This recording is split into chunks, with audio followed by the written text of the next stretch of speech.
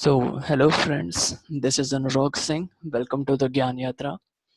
Today we will learn about some physical divisions of India, like the mountain part, plateau, and other type of plains, etc. Basically, we will study about the mountains and structures in India. Okay, so let's start. देखिए major physical divisions of India, actually ये जो video है ये 9th class के लिए important है फिलहाल, लेकिन इसको हम SSC and other examination view से भी देख सकते हैं। ठीक है, तो हम शुरू करते हैं इसमें। देखिए major physical divisions of India कौन कौन से रहेंगे। ठीक है, मेजर फिजिकल डिविजन्स आ जाते हैं हमारे पास, एक सेकेंड। मेजर फिजिकल डिविजन्स आ जाते हैं हमारे पास, हिमालयाज, ठीक है, यंगफोल्ड माउंटेन्स आएंगे, ठीक है, इंडो गंगेटिक प्लेन्स आ जाते हैं, ठीक है, दैट इज मोनोटोनस टोपोग्राफी। ठीक है, इंडो गंगेटिक प्लेन जो है वो मोनोटोनस टोपोग्राफी बोला जाता है, क्योंकि इसमें फीचर नहीं रहेगा, फीचरलेस ज़्यादा नहीं रहते हैं ये। ठीक है, अच्छा, पेनिनसुलर प्लेट्यू आ जाएगा हमारे पास, थर्ड डिवीजन। ठीक है, peninsular plateau, this is one of the most stable land masses. ठीक है, ये बहुत ही स्टेबल लैंड मासेस होते हैं, स्टेबल लैंड मासेस होते हैं, और one of the oldest plateaus of the world. ठीक है, यहाँ जो पेनिनसुलर प्लेट्यू इंडिया में आएंगे, इसमें हमारे पास one of the oldest plateaus world के, हमें उसको पढ़ना है। ठीक है, कोस्टल प्लेन्स आएगा, फोर्थ पार्ट जो है कोस्टल प्लेन्स है, that is sediments due to fluvial action. ठीक है, तो जो फ्लूवियल एक्शंस होते हैं उनसे जो सेडिमेंट इकट्ठा होते हैं, जो कॉन्ग्लोमरेशंस होते हैं उसकी वजह से जो प्लेन बनते हैं कोस्ट एरियाज पे। कोस्ट एरिया मतलब जो तटीय रेखाएं होती हैं। ठीक है, भारत के साउथ में जो है तटीय रेखाएं, एक तो ईस्टर्न कोस्ट है, एक वेस्टर्न कोस्ट है। ठीक है, तो दोनों कोस्ट एरियाज पे जो प्लेन्स बनते हैं due to the fluvial action, ठीक है, तो जो सेडिमेंट्स वहां पे इकट्ठे होंगे, that's why the coastal plains met. Okay, next हम चेक करेंगे, तो वो है हमारे पास इंडियन आइलैंड्स। हम बेसिकली इंडियन आइलैंड्स के बारे में जानते हैं, कोई भी हमसे पूछता है इंडियन आइलैंड के बारे में, तो हम अंडमान निकोबार, लक्षद्वीप इसका नाम लेते हैं, तो वही हैं ये। ठीक है, यहाँ पे कोरल आइलैंड्स आएंगे, कोरल आइलैंड जिनके पास कोरल रीफ रहते हैं ना, बिल्ट अप ऑन एटॉल्स। ठीक है, दैट इज लक्षद्वीप। ठीक है, लक्षद्वीप जो है इंडिया के वेस्ट पार्ट में, क्लियर। और टेक्टोनिक प्लेट, टेक्टोनिक आइलैंड्स आएंगे, that is Andaman and Nicobar islands. ठीक है, interaction between Indian plate and Eurasian plate. ठीक है, तो ये अंडमान निकोबार आइलैंड एक्चुअली एक अराकन योमा नाम का पार्ट आएगा म्यांमार के नीचे। ठीक है, तो उसी का ये एक्सटेंशन रहते हैं, कौन, अंडमान निकोबार आइलैंड। क्लियर, आगे चलते हैं। देखिए पेनिनसुलर प्लेट्यू, पेनिनसुलर प्लेट्यू क्या है, it includes the entire south India. ठीक है, ये इंक्लूड करता है पूरे पूरे साउथ इंडिया को, सेंट्रल इंडिया के पार्ट को, अरावली पार्ट को, राजमहल हिल्स को, मेघालय प्लेट्यू को, कच्छ कटियावाड़ रीजन जो गुजरात में पड़ेगा उसको, और ये ओल्डेस्ट और मोस्ट सुटेबल लैंड मास होता है इंडिया का।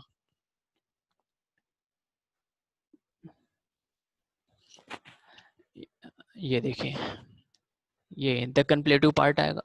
ठीक है, यही वो पार्ट है, आप देखेंगे इसमें साउथ पार्ट भी कवर हो रहा है, east west part and north part, तो यहाँ पे सभी राजमहल हिल्स, कटियावाड़ रीजन, ये सारे रीजन्स यहाँ पे आ जाएंगे। क्लियर है, चलिए नेक्स्ट आते हैं हमारे पास हिमालयाज।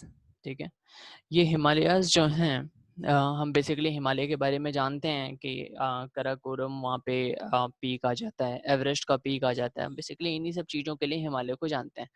लेकिन अगर हिमालय के बारे में स्टडी करें तो हिमालय जो है कई पार्ट्स में डिवाइडेड है। ठीक है, इसको कई पार्ट में पढ़ना रहेगा, लेसर हिमालय। ठीक है, इस तरीके से कई पार्ट्स में आएंगे ये हमारे पास। देखें, हिमालय जो है इंक्लूड करता है हिमालय को पूर्वांचल एरिया, पूर्वांचल एरिया जो असम साइड में आएगा।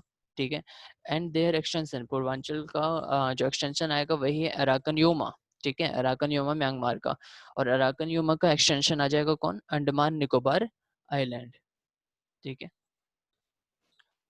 तो ये सभी जो है आइलैंड्स हैं, हम लोग इनको सिर्फ आइलैंड के ही फॉर्म में देखेंगे, पढ़ेंगे। ठीक है, कंसीडर करेंगे, क्योंकि इनको हम जो है माउंटेन पार्ट में कंसीडर नहीं कर सकते, क्योंकि उसकी अपनी अलग प्रॉपर्टीज होती हैं।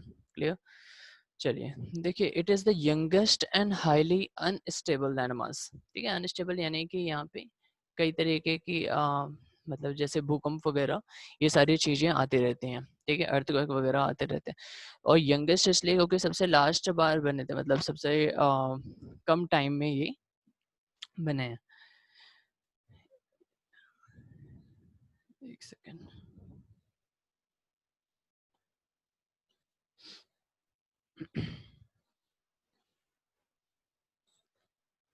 हाँ, देखिए एक्चुअली क्या है ना, Himalayas are called young fold mountains. अभी यंग फोल्ड माउंटेन बोलते हैं, इसमें दो वर्ड हमारे पास आ रहे हैं, एक है यंग, दूसरा है फोल्ड। तो क्या मतलब होता है इस यंग फोल्ड माउंटेन का? ये इसलिए कहते हैं because they began forming in the late Cretaceous. ठीक है, लेट क्रिटेशियस यानी टर्शियरी पीरियड में बने थे ये। ठीक है, और कंटिन्यू करते हैं in to increase in elevation even today. आज भी इनमें एलिवेशंस वगैरह जो है घटती बढ़ती रहती हैं, तो कंटिन्यूएशन आज तक चले आ रहा है।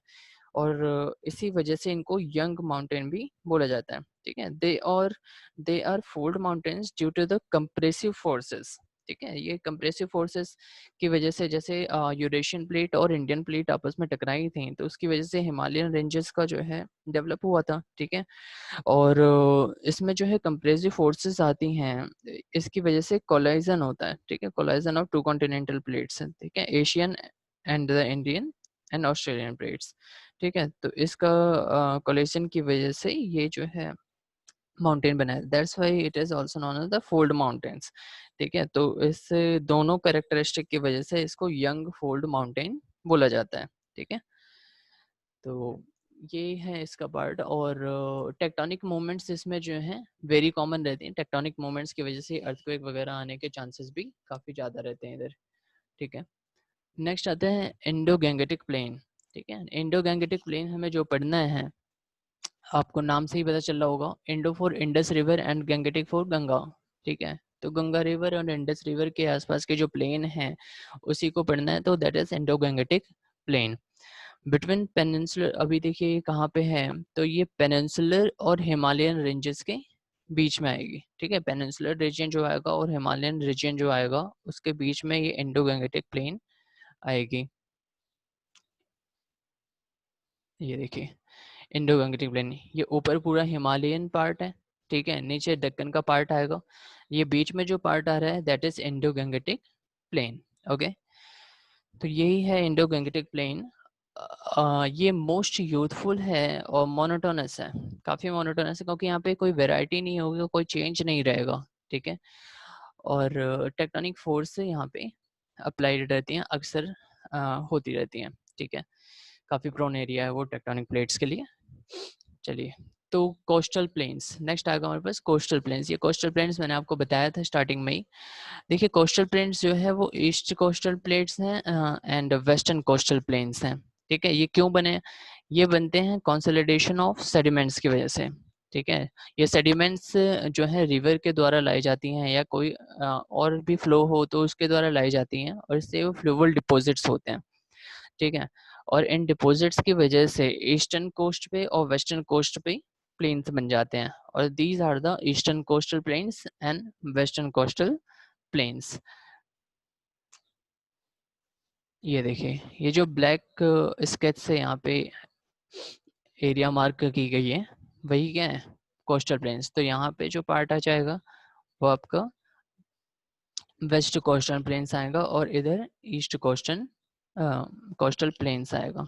ठीक है, चलिए, ये हाईली स्टेबल रहते हैं, जैसे कि पेनिनसुलर प्लेट्यू है। ठीक है, पेनिनसुलर प्लेट्यू भी बहुत स्टेबल रहेगा, और उसी तरीके से ये भी हाईली स्टेबल रहेंगे। ठीक है, नेक्स्ट आएगा इंडियन आइलैंड्स।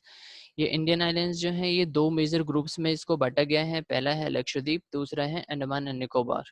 ठीक है, लक्षद्वीप जो है ये ग्रुप ऑफ एटॉल्स है। ठीक है, ऑक्युपाइड बाय कोरल रीफ्स। ठीक है, these are the group of atolls occupied by coral reef. तो कोई सिग्निफिकेंट वॉल्केनिज्म या टेक्टोनिक एक्टिविटी मतलब रिसेंट पास्ट में नहीं मिली है फिलहाल, और ये हाईली वल्नरेबल होता है टू सी लेवल राइस, ठीक है।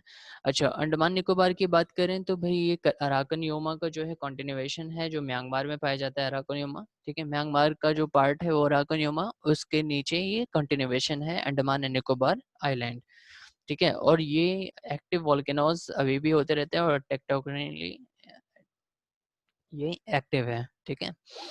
चलिए, देखिए टोपोग्राफी की हम बात करें इंडियन टोपोग्राफी की, तो यहाँ पे माउंटेनस पार्ट जो आएगा, ठीक है, वो more than 2135 metre above sea level है। That is the 10.7% of the Indian topography.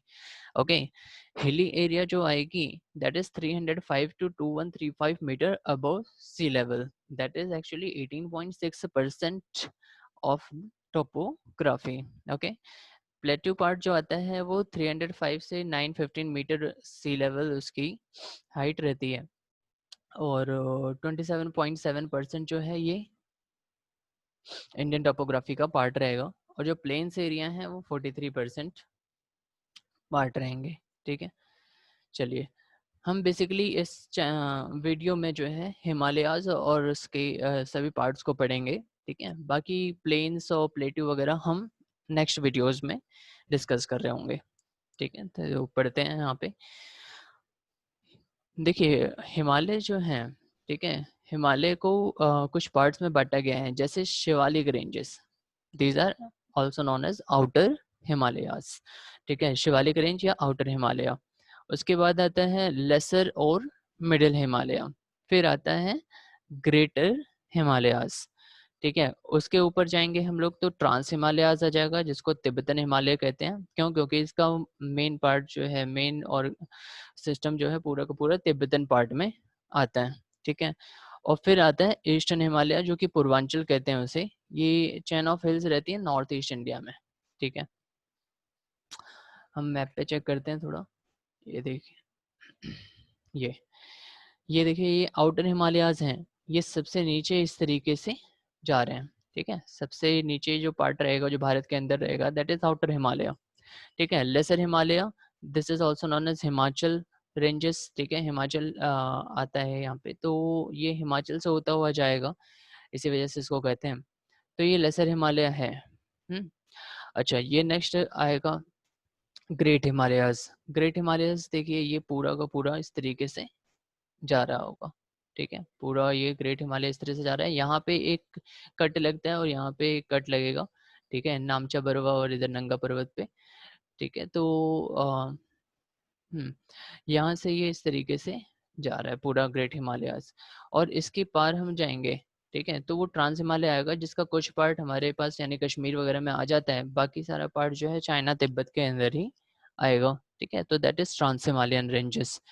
यहाँ हम आएंगे तो इस पार्ट में हमारे पास जो है पूर्वांचल रेंजेस आएंगे, ठीक है। तो ये हमारे हिमालय की डिविजन्स हैं। देखिए, इसको डिस्क्राइब करते हैं, हिमालयन रेंजेस, ठीक है। हिमालयन रेंजेस क्या है? एक्चुअली सीरीज ऑफ पैरेलल और कन्वर्जिंग रेंजेस, ठीक है। तो ये पैरेलल या कन्वर्जिंग रेंजेस होते हैं। एक्चुअली ये पैरेलल रहेंगे, लेकिन ये साउथ साइड में जो है कॉन्वेक्स बना रहे होंगे, ठीक है, कॉन्वेक्स शेप होंगे साउथ में, आप कह सकते हैं कॉनकेव होंगे नॉर्थ साइड से, ठीक है। तो ये कन्वर्जिंग रेंजेस होते हैं और ये पैरेलल रहेंगे, ठीक है। तो इस तरीके की बहुत सारी पैरेलल रेंजेस, पैरेलल सीरीज जो जा रही है वो है हिमालय रेंजेस।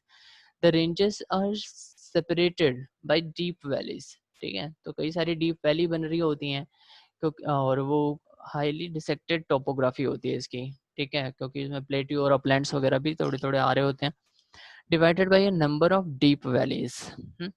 अच्छा, साउदर्न स्लोप्स जो रहेगा, देखिए ये बड़ी इंपॉर्टेंट चीज है कि साउदर्न स्लोप जो रहेगा वो स्टीप ग्रेडियंट से होगा, यानी वो एकदम खड़ा ऊंचा रहेगा, यानी सीधा सा ऊंचा रहेगा, ठीक है। उसकी ऊंचाई जो है खड़ी ऊंचाई होगी। और जैसे जैसे हम नॉर्दर्न स्लोप पे जाएंगे तो वो जेंटलर स्लोप्स होते हैं, यानी वहाँ पे मूवमेंट काफ़ी आसान हो सकती है, ठीक है। और यही देखिए, China scaling mount Everest is less hectic, ठीक है, फ्रॉम द नॉर्दर्न साइड। अगर हम नॉर्दर्न साइड से उस पर मूवमेंट करें माउंट एवरेस्ट पे, तो वो ज़्यादा प्रॉब्लम क्रिएशन वहाँ पे नहीं होगी, ठीक है, हम आसानी से वहाँ पे मूवमेंट कर सकते हैं। हाँ, उसकी तुलना में, यानी साउदर्न रेंजेस की तुलना में हम वहाँ पे नॉर्थ पार्ट में आसानी से मूवमेंट कर सकते हैं।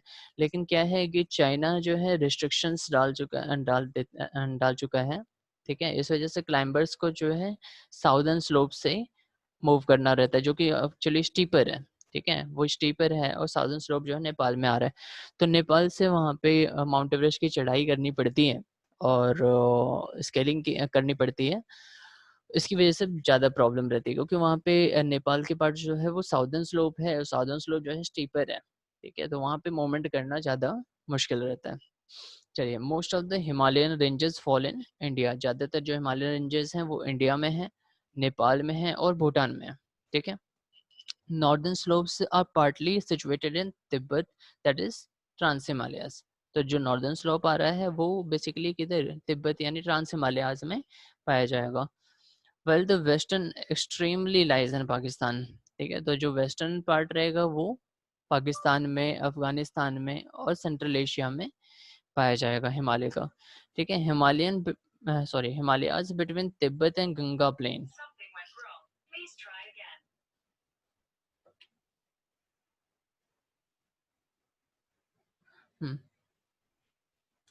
तो सॉरी, हिमालयस पार्ट जो आएंगे, जो तिब्बत और गंगा प्लेन के पास है, is the succession of 3 parallel ranges, ठीक है। तो ये जो पूरा पार्ट आएगा वो 3 पैरेलल रेंजेस का सक्सेशन है। वो 3 पैरेलल रेंजेस क्या हैं, आइए उसको पढ़ते हैं।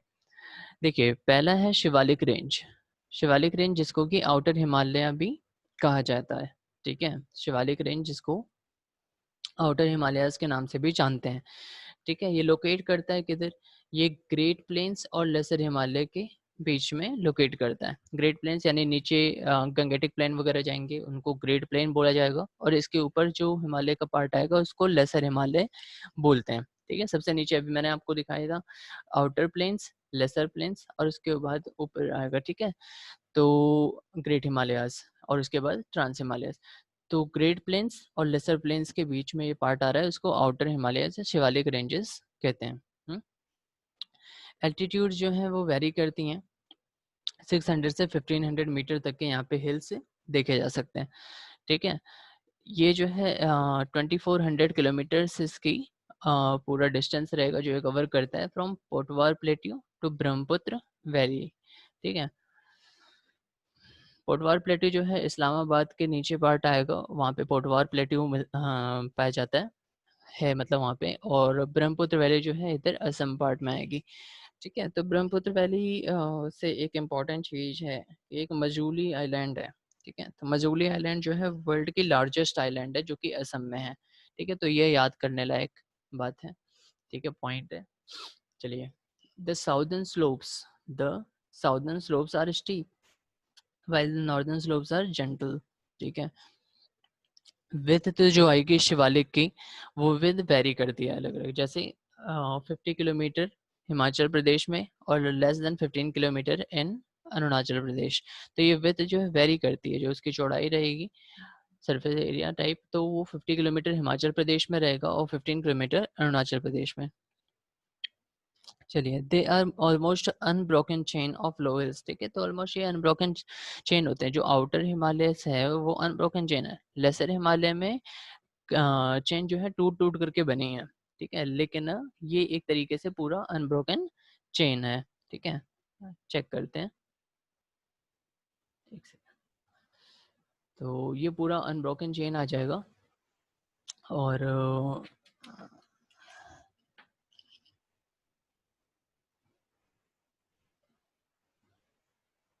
ये देखिए, ये एक तरीके से अनब्रोकन चेन है। और ऊपर आप देखेंगे लेसर हिमालय, तो ये पूरा कट कट करके कई सारी वैलीज वगैरह इसके बीच में आ जाती हैं, इस वजह से ब्रोकन है। लेकिन आउटर हिमालय जो है एक तरीके से अनब्रोकन चेन है, ठीक है।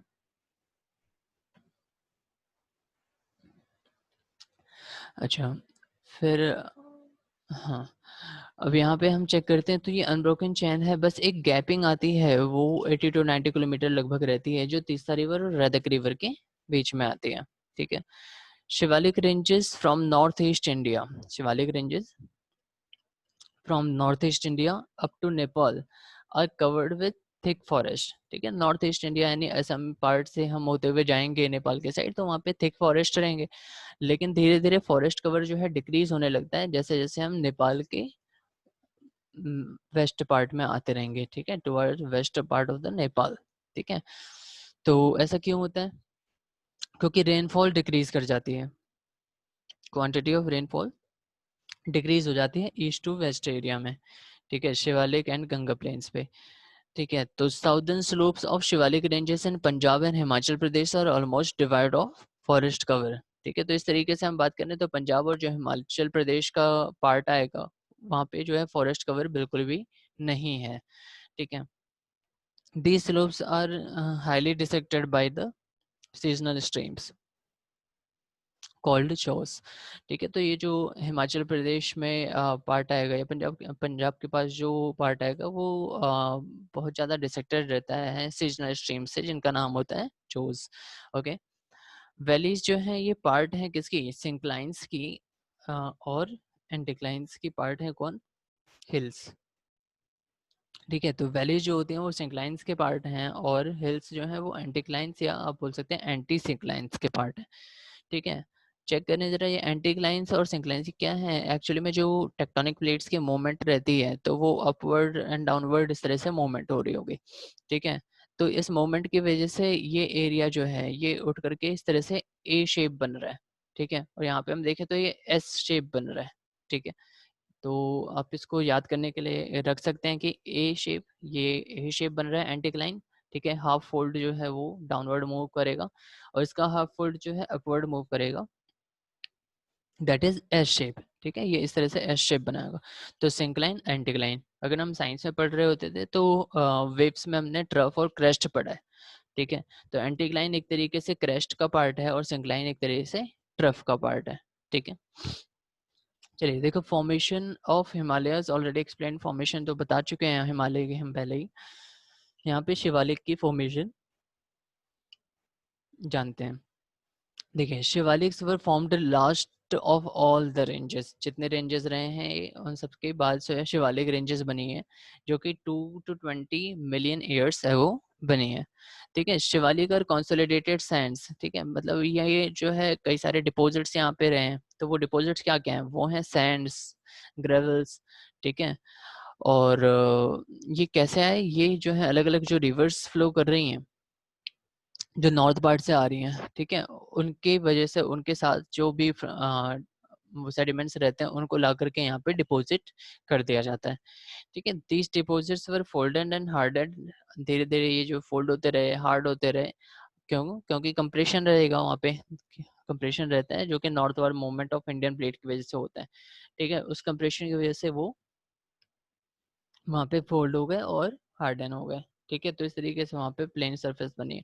अच्छा, Shivalik are known by different names in different areas. अगर हम डिफरेंट एरियाज में जाएं तो शिवालिक को अलग अलग नाम से जाना जाता है। जैसे जम्मू रीजियन में हम बात करें तो उसको जम्मू हिल्स बोला जाता है।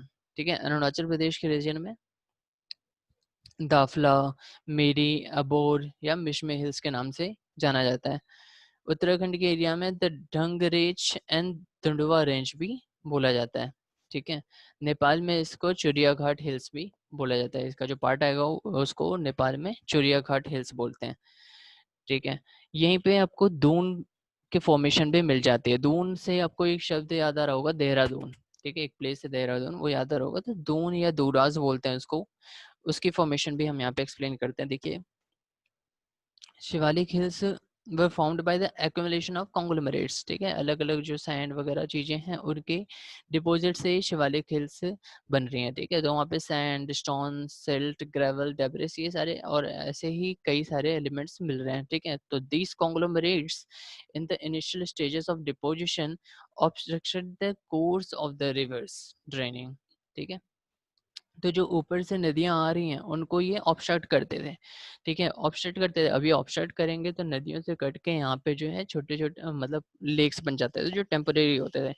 होता क्या है, जब लेक्स बन जाते थे तो नदियाँ और भी ज़्यादा वहाँ से सॉयल वगैरह जो भी डिपॉजिट्स थे उनको लेकर के आती थी, यहाँ पे डिपॉजिट करती थी, ठीक है। तो उस डिपोजिशन से धीरे धीरे वो लेक्स भरते चले गए, जो वो भर गए उसके बाद फिर नदियाँ आगे की ओर पास कर गई, ठीक है।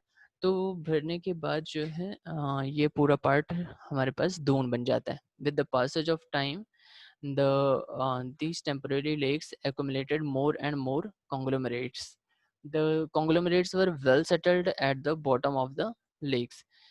When the rivers were able to cut their courses through the lakes filled with conglomerate deposits, the lakes were drained away, leaving behind plains called dunes. Doon की स्पेलिंग DUNS और DOONS दोनों ही हो सकती है, in the west and Duars in the east, ठीक है। तो इसी पार्ट को दुआर बोला जाता है जो ईस्ट में रहेगा, और दून बोला जाएगा जो वेस्ट पार्ट में रहेगा। Dehradun in Uttarakhand is the best example. तो इसी तरीके के एग्जाम्पल्स हैं कोटा, पतली कोठरी, चंबी, ठीक है, क्यारदा, चौखंबा, उधमपुर, कोटली, ये सारे इसी तरीके के इंपॉर्टेंट दून्स हैं।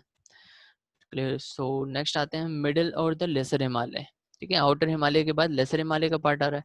तो ये पार्ट जो है शिवालिक रेंजेस साउथ में और ग्रेटर हिमालय नॉर्थ में, इनके बीच में रहेगा। Runs almost parallel to the both ranges, तो दोनों के पैरेलल ये रन कर रहा होगा। It is almost the called sorry it is also called the Himachal और लोअर हिमालय, पहले भी बताया था मैं। तो हिमाचल या लोअर हिमालय को बोला जाता है। लोअर हिमालय की जो रेंज है वो 60 to 80 किलोमीटर वाइड है, जो कि अबाउट 2400 किलोमीटर लेंथ में है, ठीक है। एलिवेशंस जो हैं 3500 से 4500 मीटर्स तक भी पाई गई हैं सी लेवल से, ठीक है। कई सारे peaks more than 50 metre above sea level are snow covered throughout the year, ठीक है। पूरे साल वहाँ पे जो है बर्फ जमी रहती है। Lower Himalayas have steep bare southern slopes, ठीक है। स्टीप स्लोप प्रिवेंट करते हैं किसको, सॉइल फॉर्मेशन को। और इसके पास more gentle and forest covered northern slopes भी हैं।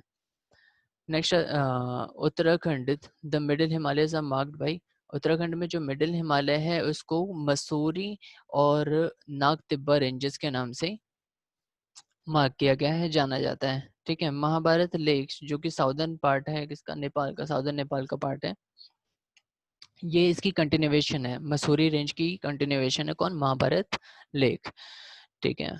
East of the Kosi river, मतलब कोसी रिवर के ईस्ट में सप्तकोसी, सिक्किम, भूटान, मीरी अबोर, ये मीरी अबोर मैंने आपको ऊपर बताया था, ठीक है। मिशमे हिल्स, इनके पास जो पार्ट आ रहा है वो रिप्रेजेंट करता है किसको, लोअर हिमालय को, ठीक है।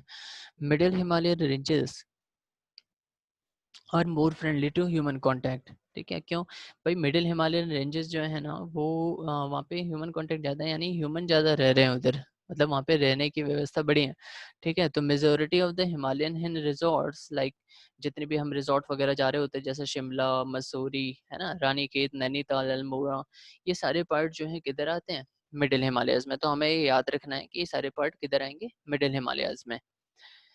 चलिए, इंपॉर्टेंट रेंजेस कौन कौन से हैं लेसर हिमालय के।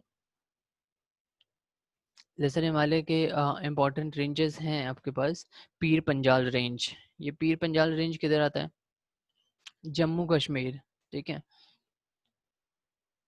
दे are to the south of Kashmir valley.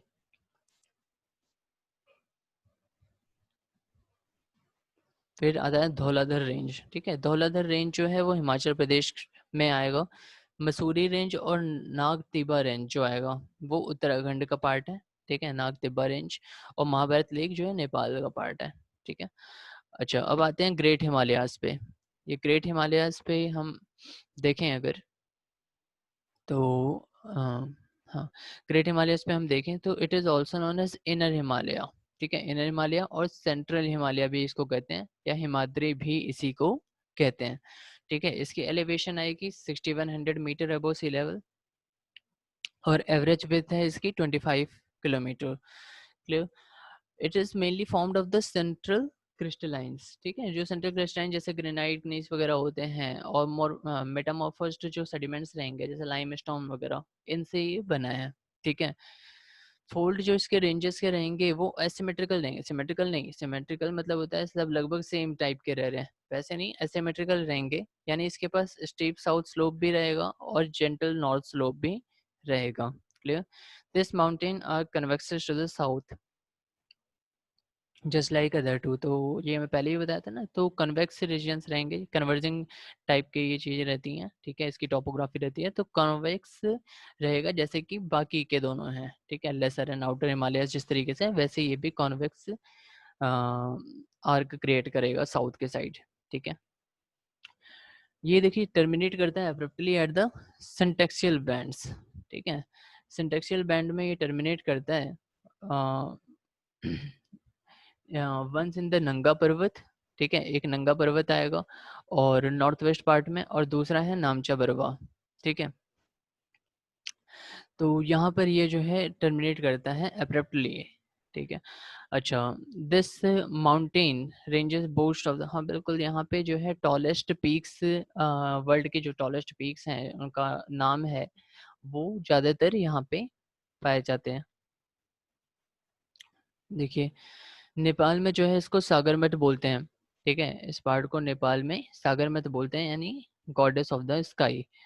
और चीन में यानी तिब्बत पार्ट में जो इसको चोमलुंगमा बोलते हैं, चोमलुंगमा यानी मदर ऑफ द वर्ल्ड, ठीक है। माउंट एवरेस्ट को देखिए, पहली बार माउंट एवरेस्ट को किसने लोकेट किया था? जॉर्ज एवरेस्ट ने, जिनके नाम पे इसका नाम एवरेस्ट रख दिया गया, ठीक है।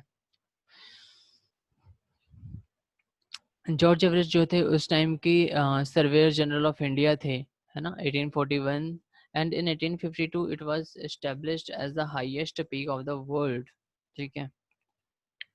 1852 में इसको हाईएस्ट पीक जो है बताया गया वर्ल्ड का। हाँ, हाईएस्ट पीक बताया गया किसके द्वारा? Great trigonometrical survey of India के द्वारा। देखिए नेक्स्ट आता है ट्रांस हिमालय, ठीक है। ट्रांस हिमालय जो पार्ट है वो भारत के बाहर का पार्ट है, यानी इसका थोड़ा सा पार्ट कश्मीर वगैरह एरिया में आता है, जम्मू कश्मीर के पार्ट में, लेकिन बाकी पार्ट चाइना तिब्बत वगैरह पार्ट में आता है, ठीक है, इसीलिए इसको तिब्बतन हिमालयाज भी बोला जाता है, ठीक है। इमीडिएटली नॉर्थ पार्ट रहेगा ग्रेटर हिमालयन रेंजेस, ठीक है। Also called the Tibetan Himalaya because most of it lies in Tibet.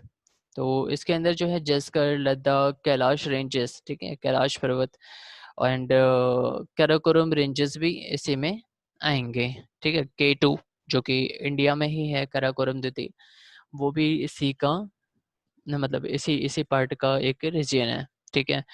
It stretches for a distance of about 1000 kilometre in east west direction. तो इसका जो पूरा डिस्टेंस रहेगा, जो स्ट्रेच जो रहेगा उसका, वो 1000 किलोमीटर तक रहेगा। और एवरेज एलिवेशन जो है मीन सी लेवल से 3000 मीटर ऊपर रहेगी, ठीक है। एवरेज विड्थ जो है इस रीजन की वो 40 किलोमीटर है एक्सट्रीमिस्ट पार्ट पे, हाँ एक्सट्रीमिटीज पे, यानी कि जो एक्सट्रीमिटीज पे, और सेंट्रल पार्ट में जो है इसकी विड्थ रहेगी लगभग 225 किलोमीटर्स, ठीक है।